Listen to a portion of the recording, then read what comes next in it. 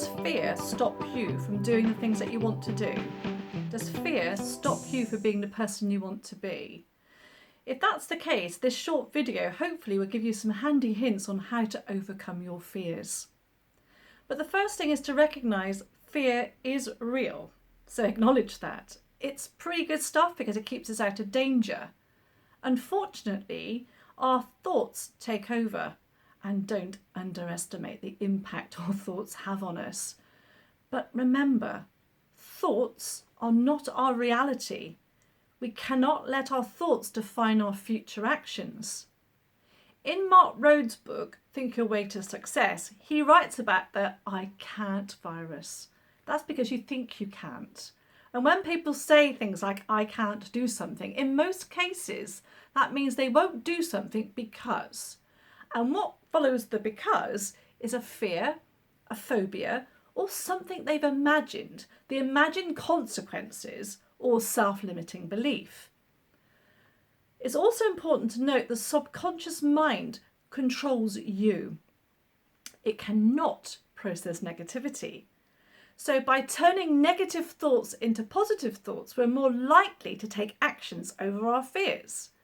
And Henry Ford is quoted as saying, whether you believe you can or you can't, you're usually right.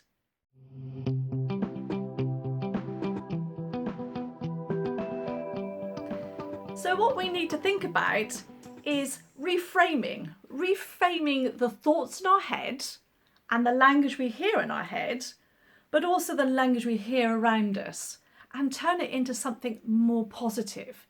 Reframe it. Reframe what we hear and what we see. During COVID-19, we hear the word fighting quite a lot, and in itself, the word fighting breeds fear. I listened to a talk recently on Zoom by Julian Hitch. He's the conscious coach. And during his talk, he suggests we lose the language of war and put ourselves in the best possible situation to protect ourselves and win. So already we're more positive. So we're literally reframing the language that we use. Most fears can be cured. And in David J. Swartz's book, The Magic of Thinking Big, he recalls during the World War II, the Navy making sure that new recruits knew how to swim or learn to swim.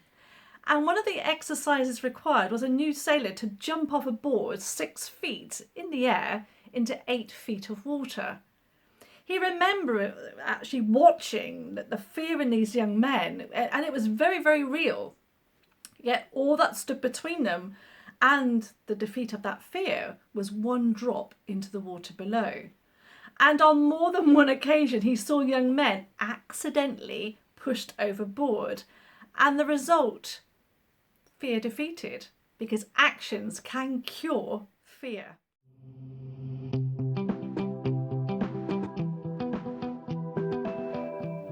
So how can we overcome some of our fears? Again, I like the book by Mark Rhodes, Thinking Your Way to Success, and he suggests writing down everything you believe might happen or could happen or you've heard happen to someone else. You'd actually be then very surprised how silly some of your reasons and fears are for not doing something. Then he suggests thinking about what you don't want to do or think you can't do, and ask yourself what would happen if you could do it and what positives it would bring into your life. Then you ask yourself what the negatives of not following through. So for example, the positive is, I will be more successful.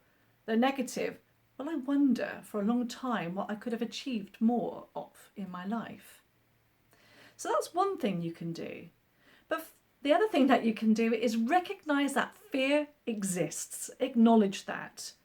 Accept the world is a dangerous place. Danger does exist. But understand that you can control some things, but you can't control others. So only operate in the arena of what you can control. Recognise you can't control others, but you can control you and the way that you respond to things. When you act in the moment, Focus on the now. You can't do anything about future and you can't do anything about past, but you can focus on now. Trust in you. Trust and build trust in your thoughts. Challenge your negativity, turn them into positives and turn can'ts into can. And hopefully you will overcome your fears and be the person you want to be and do the things that you want to do.